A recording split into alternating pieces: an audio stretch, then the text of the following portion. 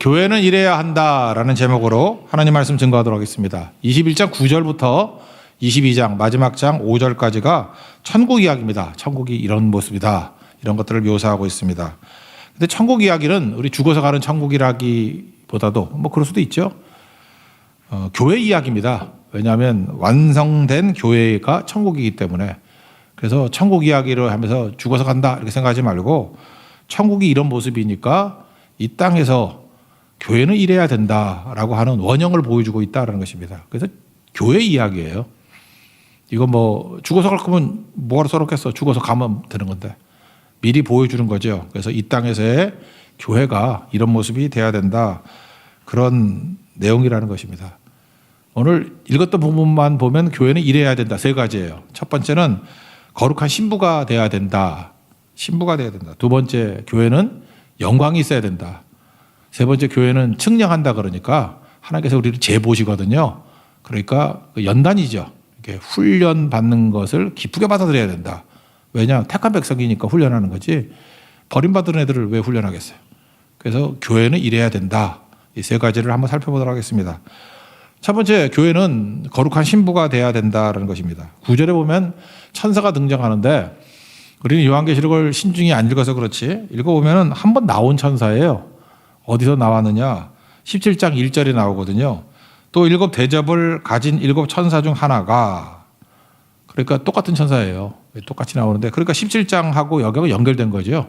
중간에는 어떤 찬양 막 이런 게 들어갔기 때문에 이렇게 연결로 보면 같은 천사가 지금 여기예요.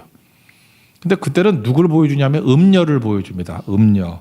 큰 음녀가 받을 심판을 내게 보이리라. 17장 1절에 나오거든요. 음녀. 음녀는 되게 화려한 존재입니다. 뭐 음녀니까 화려하겠지. 음행의 더러움이 가득 찼답니다. 화려한데 더러워. 4절에 보니까 자줏빛과 붉은빛 옷을 입고, 그러니까 되게 멋진 명품 옷 입고요. 금과 보석과 진주로 꾸미고, 여기 신부도 똑같은데 여기도 잘 꾸몄어요. 손에 금잔을 가졌더라. 화려하죠. 번쩍번쩍하고. 근데 가증한 물건과 그의 음행에 더러운 것들이 가득하더라. 그래서 17장에서는 음녀를 묘사합니다. 음녀는 누구죠? 바벨론을 따라가는 그런 존재를 음녀라 그러죠. 마귀를 따라가는 존재. 그걸 음녀라 그런다는 거예요. 그리고 지금 21장 9절에 보니까 똑같은 그 천사예요. 17장에 나왔던 천사인데 9절 읽겠습니다. 시작. 일곱 대접을 가지고 마지막 일곱 재앙을 담은 일곱 천사 중 하나가 나와서 내게 말하여 이르되 이리 오라 내가 신부 곧 어린 양의 아내를 내게 보이리라 하고, 이제는 신부를 소개해요. 그러니까 이 같은 천사가 둘을 소개하는 거죠. 음녀를 소개하고 신부를 소개하고. 그러니까 둘을 대비시키는 거죠. 그러니까 17장하고 연계해서 읽어야겠죠. 음녀는 땅의 것을 취하는 거예요. 신부는 하늘의 것을 취하는 존재입니다. 아까 뭐 세상을 보니 뭐 있죠. 하늘의 것을 구하게 하소서. 그들이 증명하는 것은 명예와 가진 재물과 힘과 자랑뿐이라. 헛되고 헛된 허망한 것을 위하여 가장 귀한 것을 부인함이라. 이게 음녀예요. 이런 거 따라가는 게 음녀라고. 세상 따라가는 거. 반면에 하늘의 것을 구하는 거 뭐 설명 안 하겠어요? 그게 신부라고. 그러니까 우리는 음녀 되면 안 되고 신부 돼야 되겠죠. 그래서 교회가 신앙생활 한다고 해서 교회가 신부잖아요. 우리가 성도들이 와가지고 나 무엇을 먹을까 무엇을 마실까 맨날 어디 땅에 오르나 그리고 나 성형한 얘기 뭐 그죠, 이렇게 눈두덩이 뭐 없앤 얘기 잠깐만 그런 것만 하면은 그게 음녀 된다는 거예요. 그거 한계가 있는 거죠. 한계가 땅의 것을 구하는 것의 한계.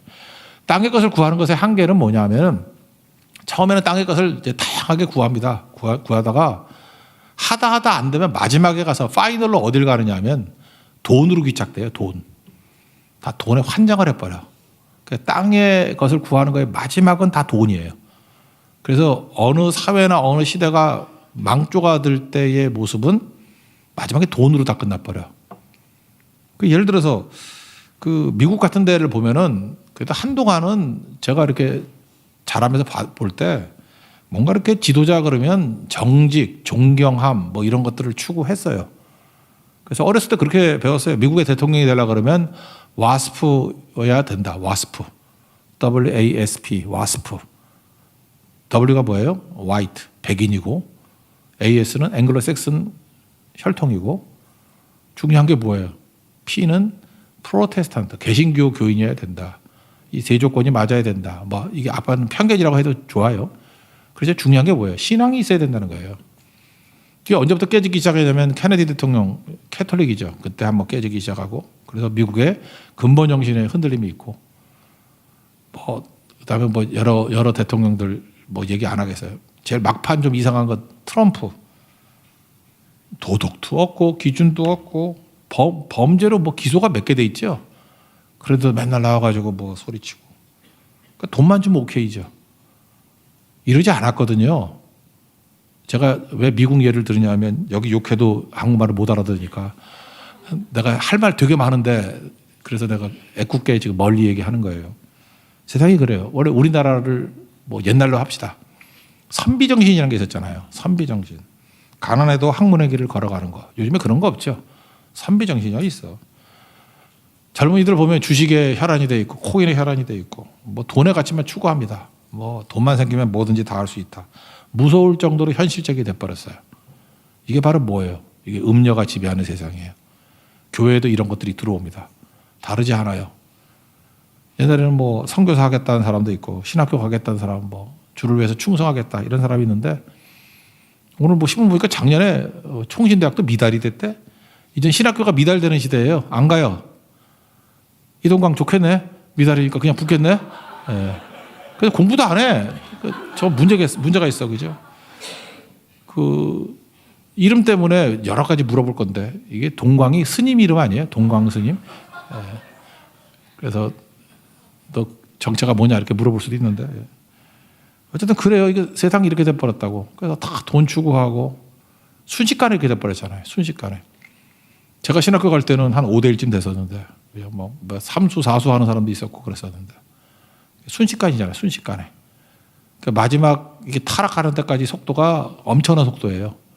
두루마리 화장지 풀려나가는 속도야. 처음엔 천천히 나중에 후룩. 그죠? 그래서 돈으로 다 갚아버린다는 것입니다. 이 시대의 우상은 만몬입니다. 마태복음 6장 24절 그러죠. 두 주인 섬기지 못한다고. 하나님과 재물을 겸하여 섬기지 못한다. 다 재물 섬기는 쪽으로 갚아버린다는 것입니다. 성도들 기도 제목도 그렇고 소원도 그렇고 다 돈이에요. 돈. 여러분 이 땅에 몰입하지 마십시오. 세상을 너무 사랑하지 마십시오. 속은 겁니다. 그러면 얼마 길지 않거든요. 이 세상이. 그러고 살기에는 너무 어리석게 사는 거예요. 예수님이 누누이 말씀하셨잖아요. 그 어리석은 부자도 뭐 그러고.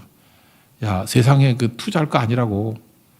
사랑이 뭐예요? 세상을 사랑하는 거. 사랑이 뭐죠? 전부를 준다는 거죠. 세상은 전부를 줄 가치가 없습니다. 곧 날아가요. 왜 세상에다가 전부를 줘?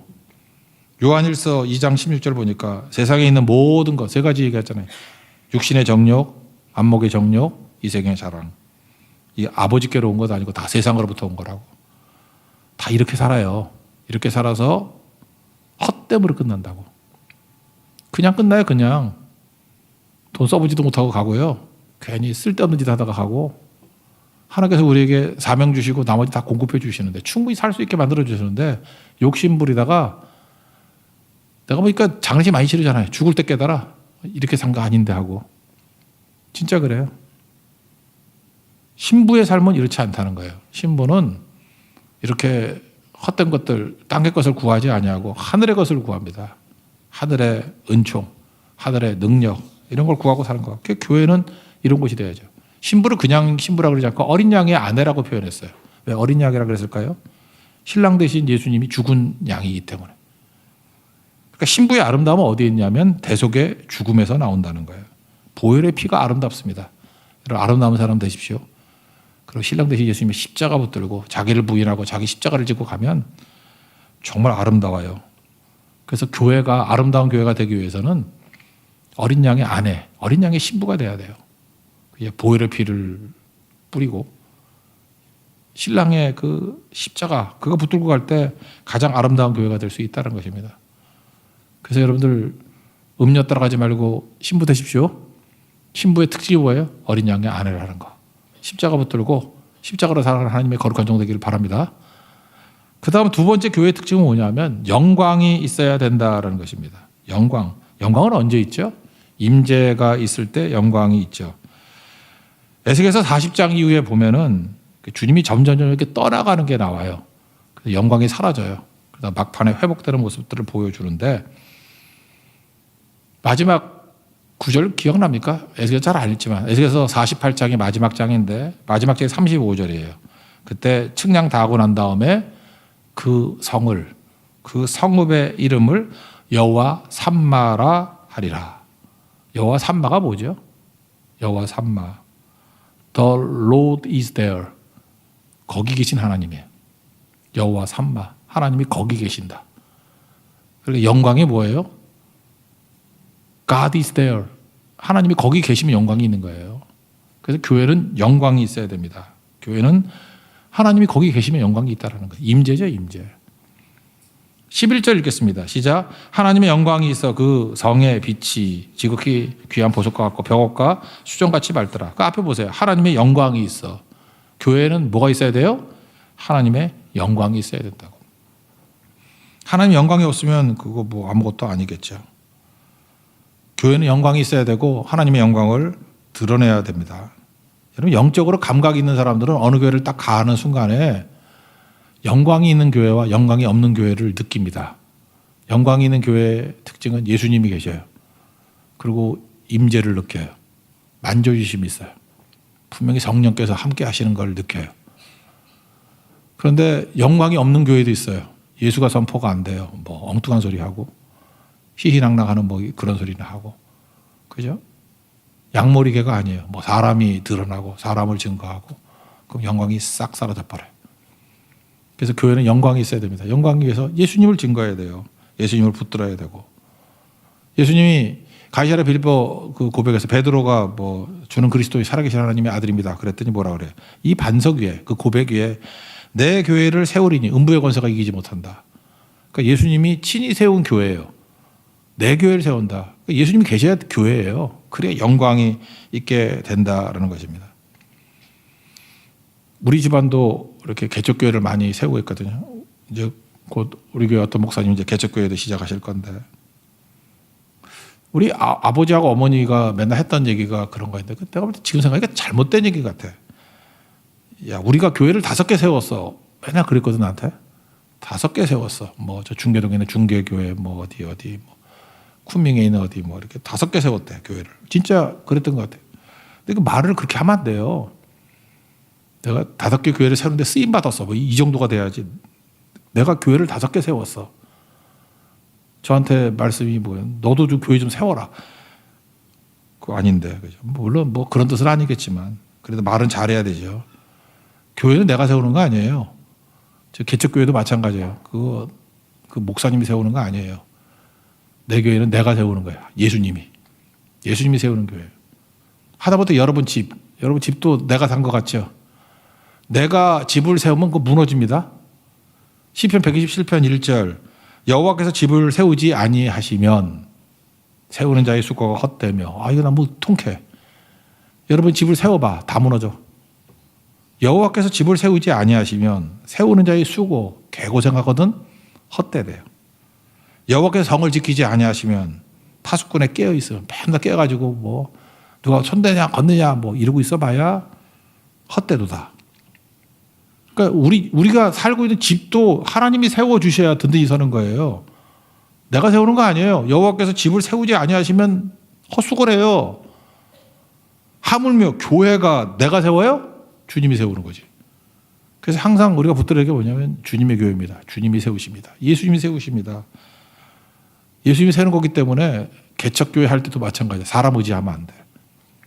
잠깐만 누구 의지하고 누가 뭐 돈 많은 것 같고 누가 뭐 헌신하는 것 같고 누가 뭐 은사 많은 것 같고 자꾸 사람 의지하는 게 아니라 1차적으로 하나님 의지해야 돼. 주님이 세우신다. 이게 되게 중요한 거거든요. 언제가 위기인지 알아요? 사람이 크게 보일 때야. 저는 뭐 여러 가지 실패를 많이 경험했던 사람들이잖아요. 그러니까 살다 보면은 정말 좋은 사람이 생긴 거야. 와, 저 사람 믿음직해, 듬직해, 의지할 만해. 다 사라지더라고. 내가 25부터 경험했어. 내가 그때 주일학교 전도사였는데 4, 5, 6학년. 저 교사는 최고야 3개월 만에 날아가고 저 교회는 최고야 2단으로 가버리고 난 지금까지 계속 그런 실패를 왔어요. 그래도 정신을 못 차렸어. 딱 보면은 이렇게 관상이 의지할 만한 관상이 되는 사람이 있어. 야, 참 의지할 만하다. 우리 박준현 집사 같은 의지할 만하잖아. 듬직해서. 야, 참 의지할 만하다. 나 의지 안 해. 의지하면 날아가요. 하나님만 의지하고 나머지 다 하나님 옆에 부르심 받고 쓰임 받는 거라고. 그게 교회입니다. 그러니까 예수님이 계실 때 영광이 있는 거지, 사람 의지하고 사람이 뭐 주역을 한다 그러면 영광이 다 사라진다는 것입니다. 그래서 하나님 영광이 임하는 곳을 예루살렘이라 그러는 거예요. 하나님 영광이 임한다. 1907년에 평양에 대부흥이 있었죠. 거기 막 핍박도 많았는데 막 부흥이 일어나. 그때 사람들이 왜 평양을 동방의 예루살렘이라 그런지 알아요? 가는 곳마다 하나님 임재를 느꼈기 때문에 그래요. 교회마다 산정경교회 이런 데서 영광을 봤어요. 그래서 불신자들도 그 영광인지 알았어. 이 교회 다르다는 거예요. 뭐 하나님이 있는 것 같대. 영광이 있대. 그래서 동방의 예루살렘 그런 거예요. 그래서 평양 출신들이 있잖아요. 평양 출신들이 동방의 예루살렘이란 말이 너무 이제 부럽고 너무 자랑 많이 하니까 이 남쪽에 있는 교회들도 그거 따라하느라고 그 동방의 예루살렘 거 따라하느라고 교회 이름도 그렇게 지었어 많이. 저기 남대문 시장 옆에 가면 회원동에 성도교회라고 있죠. 그게 여기 도시잖아요. 서울이잖아. 거룩한 성이라는 뜻이에요. 성도교회. 그래서 이름 잘 지어가지고 되게 부흥했어. 성도교회. 여기 가면 서울의 예루살렘이다. 막 이러고. 그러다가 저쪽 그 어디죠? 뭐 청량리 쪽에 또 교회를 하나 지었는데 성도교회 2라고 짓기 힘들어가지고 우리 노예일 거야 아마. 동도교회. 동쪽에 있는 성이에요. 다 특징이 뭐냐면 하나님 영광이 임하는 교회다 뭐 그런 거예요. 하다가 좀 민망한가 봐. 그래서 서도교회도 없고 북도교회도 없어. 근데 우리 딱 2교회가 있었는데 옛날에 되게 유명한 교회들이에요. 성도교회. 성도교회는 뭐 대표적인 오카노 목사님 출신 교회 아니야 거기. 여기 뭐 인물들 되게 많이 났죠. 오카노 또 방성기 뭐 이런 사람이 다 성도교회 출신이고, 성도교회 여기 젊은 운동 했을 때 되게 부흥했던 교회고, 동도교회 뭐 최우 목사님부터 시작해서 어디 인물 되게 많이 나왔죠. 우리 교회 맨날 오셨다 길자의 목사님도 거기 출신이야. 여기 약간 올드 패션들 많이 모이는 동네. 여기는 그만합시다. 또 되게 싫어할 것 같으니까. 하여튼 뭘 사모했냐면 영광을 사모했다고. 성도, 동도 다 뭐냐면 예루살렘이라. 예루살렘.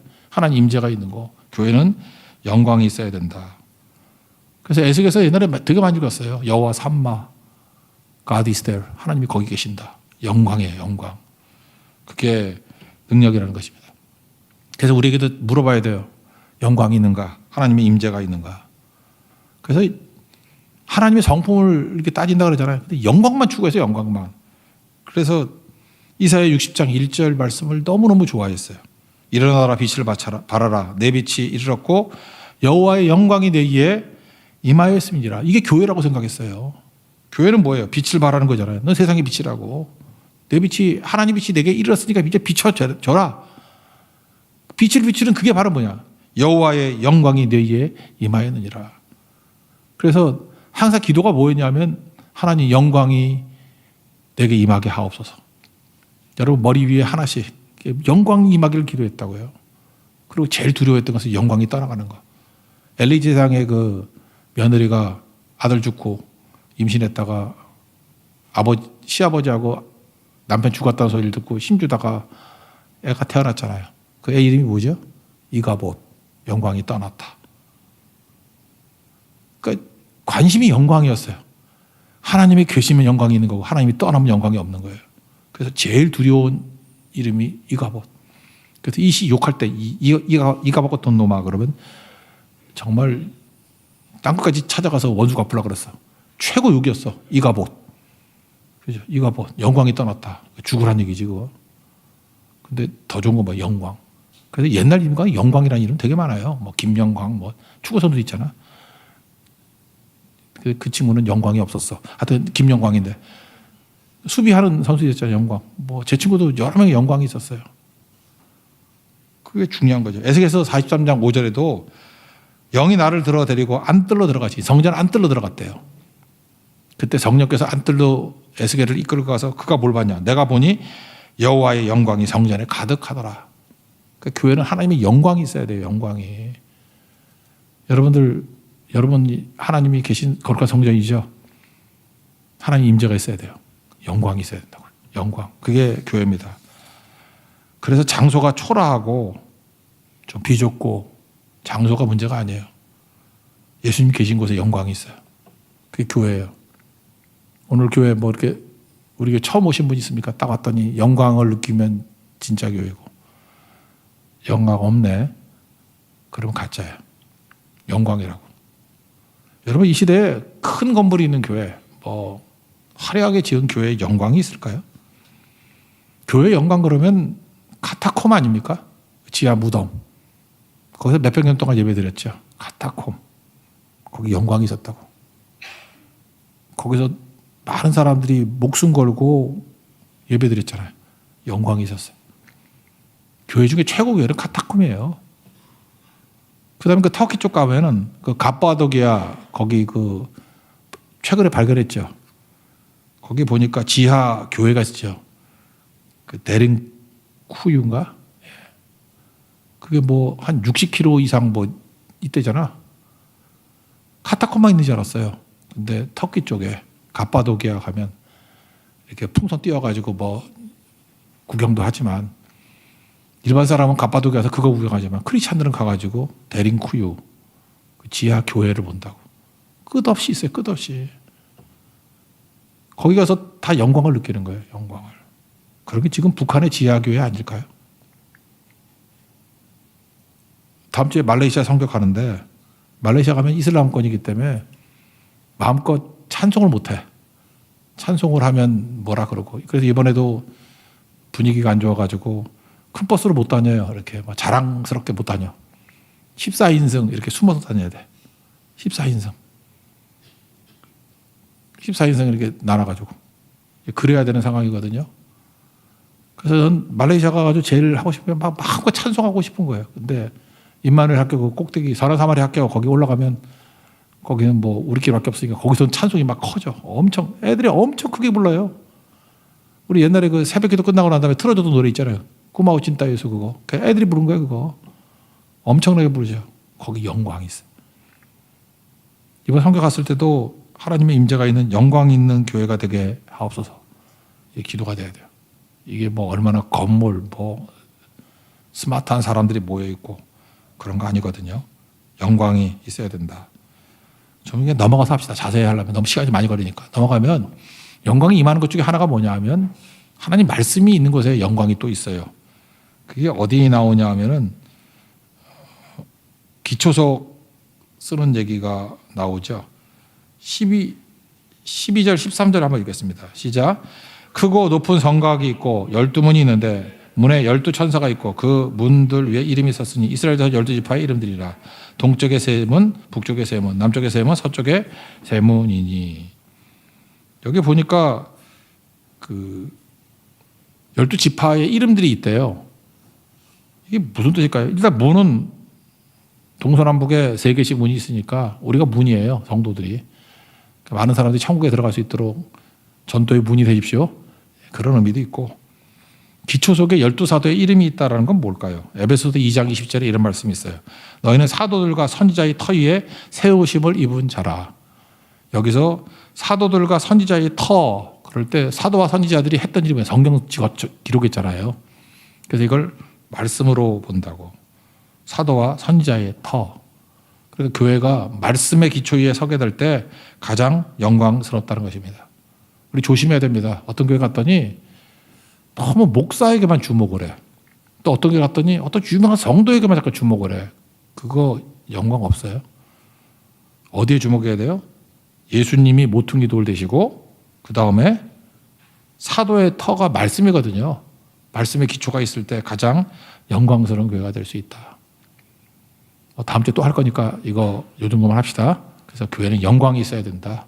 예수님이 계셔야 되고 말씀이 있을 때, 임재가 있을 때 최고의 영광이 된다. 그래서 교회가 어떠해야 됨을 보여주고 있습니다. 그리고 세 번째는 측량. 측량은 왜 하느냐? 우리를 갖다 이렇게 재본다는 거 아니에요. 그죠? 측량. 하나님께서 우리를 택한 백성이기 때문에 훈련하고 연단하고 인내하게 만들어서 시험하신다는 거죠. 그래서 고난의 문제를 제대로 해석해야지 올바른 성도가 될 수 있다는 거예요. 그래서 하나님 나를 괴롭힌다 생각하지 말고 항상 나를 측량하셔서 하나님께서 원하시는 모습으로 변화되기를 원한다. 그렇게 생각하는 게 옳다고 생각을 합니다. 15절 읽겠습니다. 시작. 내게 말하는 자가 그 성과 문들과 성곽을 측량하려고 금 갈대자를 가졌더라. 측량이 나오는데 측량의 대표적인 게 에스겔서의 쭉 측량이에요. 에스겔서가 왜 이렇게 읽기 힘드냐 하면 맨 그 성전 측량한 거 뭐 엄청 자세히 나와. 그거 읽어가지고 그냥 지으래도 짓겠어. 너무 자세히 쓰느라고. 그림 하나로 설명하려고 그러면 얼마나 복잡하겠어요. 그래서 그냥 큰 그림 놓고 이렇게 쭉쭉 읽으면 돼요. 에스겔서. 그러니까 에스겔서를 읽을 필요성이 있는데 앞부분에 인이 나오죠. 7개 인. 인침이 뭐예요? 내 소유다 그런 뜻이죠. 측량이 뭐예요? 내 거다라는 뜻이에요. 내가 땅을 측량했어요. 내 거라고 주장하기 위해서 측량하는 거죠. 내 거 아니면 측량을 왜 해? 내가 남의 땅 가서 측량을 왜 해? 요한계시록 11장 2절에 보면 성전 바깥 마당은 측량하지 말고 그냥 두라. 이것은 이방인에게 주었으니 이런 말씀이 나오거든. 그러니까 하나님이 측량했다는 건 뭐예요? 버렸다는 뜻이에요. 측량하지 마라. 버렸다. 그러니까 우리는 왜 측량을 해요? 구원받은 백성, 구원시킬 백성이기 때문에. 그래서 측량받는 것을 두려워하지 말고 그건 기쁜 일이다. 이 측량이 제일 비슷한 얘기는 율법과 복음 얘기할 때 율법은 진단한다 그러죠. 그 왜 진단을 해요? 자꾸만 고쳐주려고. 그게 죽여보려고 하면 진단을 왜 해? 진단해야 치료를 하죠. 그러니까 측량이 그런 개념이라고.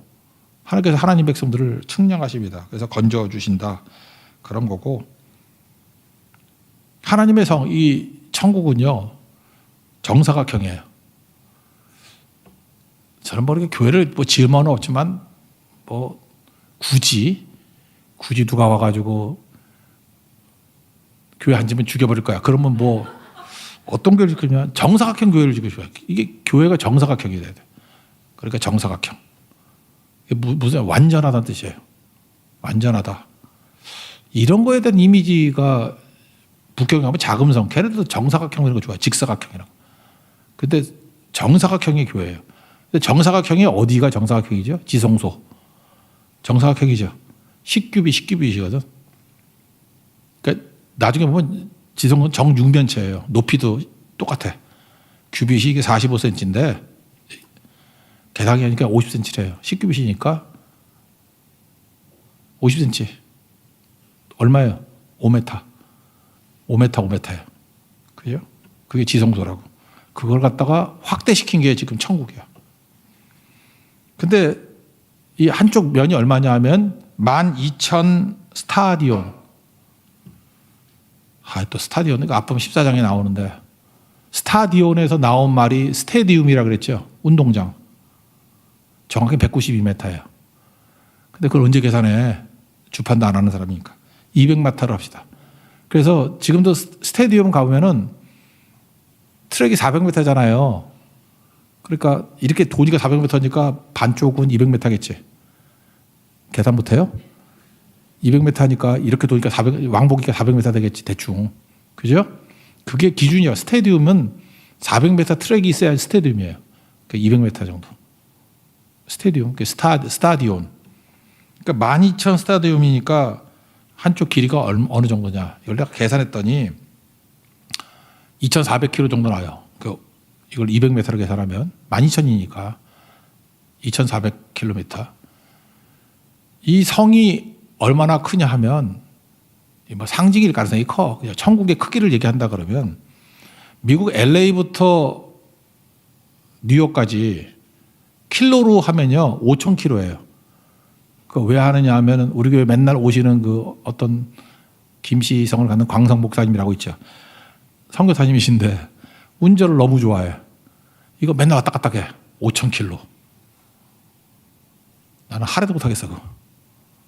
그래서 제가 알아요. 미국 동서 거리가 5,000km야. 그러니까 성 하나가 미국 반이에요. 반. 미국 반 정도 되는 거에 직사각형이야. 그러니까 성 하나가 얼마나 큰지 알겠죠. 그게 12,000 스테디온이라고. 뭐 관심도 별로 없네. 성의 두께, 성곽이 144규빗이라 그랬죠. 규빗이 45cm인데 그냥 50cm를 하자고 0.5로. 그러면 144니까 72m겠네. 성벽 두께가 72m야. 그거 어떻게 뚫어? 제가 그 서안이라 그래요. 서안. 장안. 시안이요. 시안 갔더니 거기 막 마차가 왔다 갔다 가는 성벽 두께가 있어. 와, 성벽 되게 넓대. 근데 거기 설명 15m라 그러더라고. 그래서 마차가 4대가 다닐 수 있다고. 그 장안에 있는 성벽 두께예요. 헤로도투스의 역사라는 책이 있죠. 바벨론에서의 그 성벽 두께가 25m래. 그러니까 아시겠죠? 성벽을 얼마 두고 이걸 어떻게 무너뜨려 이걸 못 깨는 거죠.